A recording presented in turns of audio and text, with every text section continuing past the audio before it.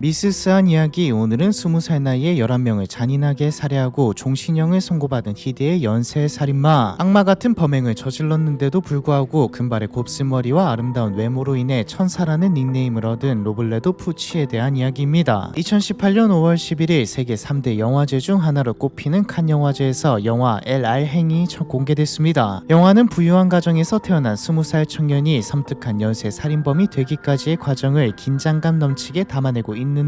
아르헨티나 영화로는 이례적으로 칸 영화제에 초청된 데다 상영이 끝난 후 관객석에서 기립박수까지 터져나와 국제적으로 큰 주목을 받았죠. 흥미로운 사실은 정작 영화의 모델이 된 실존 인물 카를로스 로블레도 푸치는 영화에 불만이 가득한 반응을 보였다는 것입니다. 자기 악행을 영화로 만들었다 이런 게 아니라 자신을 연기한 배우의 외모가 마음에 들지 않았기 때문이죠. 그런 말발굽에 밟힌 개구리같이 생긴 녀석이 나를 연기하다니 비통할 따름이다. 내 역할을 하려면 맷 데이먼이나 적어도 레오나르도 디카프리오 정도는 데려왔어야지. 교도소 관계자들에 따르면 푸치는 10여 년 전부터 자신의 이야기를 영화화해서 할리우드에 진출하겠다는 황당한 계획을 가지고 있었다고 합니다. 스티븐 스필버그, 쿠엔틴 타란티노, 스코세이지급의 명감독이 메가폰을 잡고 자신이 주연을 맡으면 틀림없이 대박이 날 것이라고 큰소리를 쳤다고 하죠. 할리우드 영화 제작사에 보내겠다며 직접 타자기를 두드려 시나리오를 쓰고 미국 진출에 대비해 틈틈이 영어 공부도 하는 등 꽤나 진심으로 준비를 해온 것으로 보입니다. 범죄 경력 때문에 자신이 주연을 못할 경우를 대비해 땜빵용 캐스팅 후보까지 정해두었는데 1순위가 바로 액션 영화 본 시리즈의 주인공 맷 데이먼이었죠. 캐스팅 이유는 생긴 건 조금 아쉽지만 CIA를 피해 필사적으로 도망치는 영화 속 모습이 자신의 인생과 닮았기 때문이라고 하네요. 2순위는 디카프리오였는데 소시적 내 얼굴과 가장 많이 닮아서라고 밝혔죠. 이쯤 되면 교도소 안에 너무 오래 갇혀있다가 미친 거 아닌가 싶을 수도 있지만 푸치의 과거 사진을 보면 터무니없는 자신감이 어디서 나왔는지 어느 정도 이해가 되기도 합니다. 푸치는 1972년 2월 20살의 나이로 체포된 직후 잔인하고 악랄한 범행과 더불어 천사처럼 아름다운 외모로 유명세를 탔습니다. 실제로 체포대 당시 찍힌 사진들을 보면 수갑을 찬 범죄자의 행색에도 불구하고 금발 곱슬머리의 영화배우처럼 수려한 얼굴이 시선을 사로잡죠. 레오나르도 디카프리오의 전성기 시절 얼굴도 보일 정도로 잘생겼습니다. 아르헨티나 국민들은 남녀노소 누구나 쉽게 호감을 느끼는 천사 같은 얼굴로 사람들의 목숨을 장난처럼 앗아갔다는 사실을 경악하면서도 푸치의 얼굴이 대문짝만하게 나온 신문과 잡지들의 기념품처럼 사모하죠. 건거 당시 언론들은 푸치의 얼굴 사진으로 기사를 도배하고 각종 별명을 쏟아냈다. 저주받은 인형, 밤의 도살자, 살인꽃 등 다양한 별칭이 나왔는데 그중 천사의 얼굴과 악마의 심성을 가장 적절하게 표현한 검은 천사가 최종 닉네임으로 낙점되었다. 하지만 푸치가 누구이며 또 어떤 짓을 저질렀는지 알게 되면 장난으로라도 천사라고 부를 수는 없습니다. 푸치는 1952년 1월 19일 부에노스아이레스 북쪽 교회 상류층 거주지로 알려진 올리보스에서 태어났습니다. 아버지는 자동차 회사에 다니는 회사원이었고 어머니는 독일 출신의 가정주부였죠. 젊은 부부는 결혼 후에도 한동안 아이가 생기지 않아 어려움을 겪었는데 약물 치료와 기도 끝에 어렵게 푸치를 가지게 됐습니다. 그래서 아들의 탄생 자체를 기적이라 여기며 애지중지 키웠죠. 부족함 없는 환경에서 자란 푸치는 비교적 얌전하고 내성적인 성격이었습니다. 밖에 나가 축구공을 차고 노는 것보다 할머니와 함께 꽃밭에 앉아서 화관을 만들거나 어머니에게 피아노 배우는 것을 더 좋아했죠. 어쩌다 또래 아이들과 마주치면 얼굴이 새빨개져서 할머니 뒤로 숨고는 했는데 아이들은 그런 푸치를 코로라도 빨간 얼굴이라고 불렀습니다. 사실 어린 시절부터 푸치의 미모는 이미 동네에서 유명했습니다. 가깝게 지내던 이웃들이 애가 너무 예쁘게 생겨서 훔쳐다 키우고 싶다고 말할 정도였죠. 겉으로만 보면 푸치는 예쁘고 예의 바른 아이였고 모든 면에서 모범생처럼 보였습니다. 하지만 내면은 그렇지 않았죠. 다들 공감하실 건데 아이에게 잘해주기만 하면 훈육을 똑바로 하지 않는다면 오히려 아이가 망가져 버립니다. 푸치는 어느 순간부터 남의 물건을 훔치는 도벽이 생겼죠. 푸치는 11살 무렵 학교 매점에서 사탕과 초콜릿을 몰래 훔쳤다고 고백했습니다. 하지만 부모님은 푸치의 양심 고백을 듣고도 제대로 버려주는 대신 큰 문제 아니라는 듯 어물쩍 넘어가 버렸죠. 나쁜 행동에 대한 훈육을 제대로 받지 못한 푸치는 중학교에 진학하면서부터 본격적으로 말썽을 일으키기 시작했습니다. 곧잘하던 공부는 완전히 손을 놓아버려서 성적이 곤두박질 친 것은 물론이고 친구들의 물건을 훔치다 여러 차례 적발되기도 했죠. 보통 이런 경우 부모님이 혼을 내면서 고치게 되는 게 대부분인데 이때도 부모님은 푸치에게 뭐라고 하지 않았습니다. 푸치는 무서울 것 없이 나중에는 죄책감도 없이 없이 범죄를 저지르고 다녔죠. 그러다 1967년 학교 행정실 금고에서 돈을 훔치다 걸려서 15세의 나이에 절도행위로 학교에서 퇴학을 당하게 되는데요. 1년의 휴식을 거친 푸치는 1968년 사립학교에 재입학하면서 당시 14세였던 호르헤 안토니오 이바네스와 만났습니다. 이바네스는 푸치보다 어린 나이에도 불구하고 키가 크고 다부지인 체격에다 이미 도둑질을 하다 2차례나 경찰에 붙잡힌 전력이 있는 문제아였죠. 푸치와 이바네스는 오토바이를 좋아한다는 공통의 관심사 덕분에 빠르게 친해졌습니다. 원래 착한 애들도 이상한 무리와 만나고 놀게 되면 같이 불량스러워지는데 안 그래도 문제아였던 푸치는 이바네스와 만나며 막장의 길을 걷게 됩니다. 이바네스는 밤마다 교회에 몰래 들어가 헌금함을 터는 등 대담한 짓을 일삼으며 남의 물건을 훔칠 때 최고의 스릴을 맛볼 수 있다며 푸치를 부추겼죠. 이바네스와 동화된 푸치는 범죄 영화 속 강도처럼 크게 한탕 저질러 보고 싶다는 욕망에 사로잡혔고 결국 두 사람은 1970년 9월 부에노스아이레스 근교 마이푸 거리의 한 보석상에 침입해 금품을 훔쳤습니다. 2주 뒤에는 인근 오토바이 정비소에 들어가 오토바이 한 대를 통째로 훔쳐 달아났는데 도주 중 훔친 오토바이가 중간에 멈추는 바람에 순찰 중이던 경찰에게 붙잡혔죠. 푸치는 이 사건으로 체포되어 에스트라다 소년원에 수감돼 교정교육을 받게 됩니다. 당시 소년원 운영 책임자였던 엘로이 말루엔다 소장은 푸치에 대해 이렇게 회고했죠. 푸치는 아주 모범적인 소년이었다. 얼굴이 얼마나 예쁜지 솔직히 집에 데려가 내 아들 삼고 싶을 정도였다. 아이는 착한데 전형적으로 부모를 잘못 만나 애정결핍에 걸린 케이스 같다. 내가 데려다 키웠다면 그렇게 망가지진 않았을 것이다. 푸치에게 소년원은 처음 경험해본 지옥이었습니다. 사실 푸치는 다른 불량 아들과 다르게 가난한 집안 출신이 아니었기에 진짜들이 모인 곳에서는 가짜 취급을 받았죠. 아이들은 푸치의 말투나 예민한 모습을 보고 말이 깃다 개집애라고 놀려댔고 집단 폭행을 일삼았습니다. 덕분에 푸치는 입소 기간 내내 얼굴에 피멍을 달고 살아야 했죠. 푸치는 자기 편이 아무도 없는 폐쇄된 공간에서 아이들의 위협 속에 하루하루를 공포에 떨었는데요. 부모님의 손길이 닿지도 어디론가 도망칠 수도 없다는 사실이 끔찍하게 느껴졌습니다. 소년원에서 퇴소한 후 집에 돌아온 푸치는 눈물을 쏟으며 다시는 도둑질을 하지 않겠다고 맹세했죠. 그 말을 들은 아버지는 아들이 정신을 차렸다고 믿고 안심했지만 안타깝게도 이 다짐은 오래가지 못했습니다. 소년원에서 나온 후 푸치는 한동안 조용히 지내는 듯 했지만 곧 다시 부모님의 눈을 피해 이바네스와 어울리기 시작했습니다. 이바네스는 푸치가 소년원에 간 사이 나이가 비슷했던 헥토르 소모사란 소년과 가까워졌고 푸치가 돌아오자 종종 셋이 어울리며 시간을 보냈는데요. 이쯤 푸치는 소년원에서의 찌질한 모습을 잊은 듯 더 불량스러워졌죠. 1971년 3월 15일 늦은 저녁 이바네스와 푸치는 부에노스아이레스 교회에 있던 클럽에 침입했습니다. 금품을 챙기던 중 이바네스가 안쪽 방에서 나란히 자고 있던 두 남자를 발견했는데 어떻게 하냐고 눈짓을 보내자 푸치는 말없이 권총을 꺼내들었죠. 그리고 잠든 두 남자에게 다가가 머리에 총을 발사했습니다. 이바네스는 눈앞에서 두 명을 살해한 푸치를 보고도 경악하는 대신 감탄을 쏟아냈죠. 피해자들의 시신을 뒤로하고 남은 금품을 챙긴 2인조는 조용히 현장을 떠났습니다. 참고로 이 무렵 아르헨티나는 군사정권 말기라 사회적으로나 정치적으로 격변기를 보내고 있었습니다. 시국이 어수선한 탓에 한밤중 클럽에서 일어난 살인사건은 제대로 된 수사 없이 금세 묻혀버렸죠. 푸치와 이바네스는 1971년 5월 3일 자정 무렵 다시 범행에 나섰습니다. 이번엔 부에노스아이레스 북부 비센테 로페스 지역의 한 자동차 부품상에 침입했죠. 금고를 뒤지던 중 점원 부부가 인기척을 느끼고 일어나자 곧바로 총을 발사했습니다. 남편은 총에 맞아 즉사했고 아내도 비명을 지르다 복부에 푸치가 쏜 총 2발을 맞고 쓰러졌죠. 이바네스는 피투성이가 된 채 정신을 잃은 아내를 성폭행하는 만행까지 저질렀습니다. 푸치는 가게 금고에서 현금을 챙긴 뒤 현장을 떠나기 전 피해자 부부의 10개월 된 딸이 자고 있는 침대를 향해 총격을 가했죠. 다행히 총알이 빗나가 아기는 무사했으며 아내 역시 중상을 입었지만 곧바로 병원으로 후송돼 목숨은 건졌습니다. 여기에서 알 수 있는 건 이미 푸치는 단순히 돈을 위해 범행을 저지르는 수준을 넘어 현장의 스릴을 즐기는 수준을 넘어 그냥 살인 그 자체를 하나의 재미로 느끼고 있었다는 것이죠. 자동차 부품상을 습격한 지 불과 11일 뒤인 1971년 5월 14일 푸치와 이바네스는 또다시 나이트클럽에 침입해 거금을 훔치고 잠든 야간 경비원들을 살해했습니다. 부검 결과 사망한 경비원들은 모두 잠든 채로 머리에 총을 맞은 것으로 밝혀졌죠. 훔친 돈이 상당히 컸기에 일반 시민들 기준에서는 이제 한동안 범죄를 저지르지 않아도 생활이 가능한 수준이었지만 10일 뒤인 1971년 5월 24일